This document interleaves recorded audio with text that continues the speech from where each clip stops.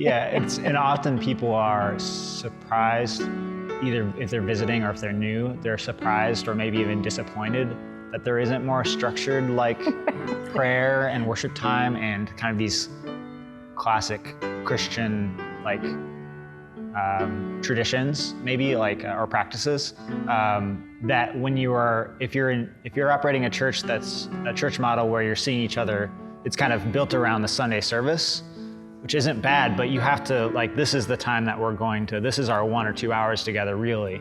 And so we're going to focus in and do our worship time. It makes sense to do it that way.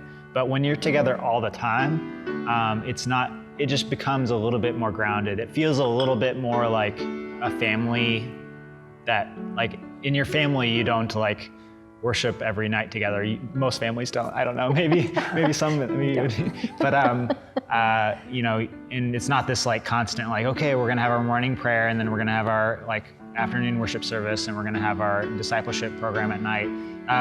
It's less like camp in that sense. I think sometimes people expect it to be more like camp, like just like Christianity, but more Christianity, yeah. Like in that way. And it's like, well, it's not, I think when, the more time you spend together, when you're really living together, it just becomes more practical and more like, it's just woven through. It's like, I don't need to worship with you every day, but I need you to be kind to me every day. Yeah. And to like see me every day and to like, be okay when on the days I'm grumpy, and like I need you to show up to your dishes shift, and I need you to like, you know what I mean, like that.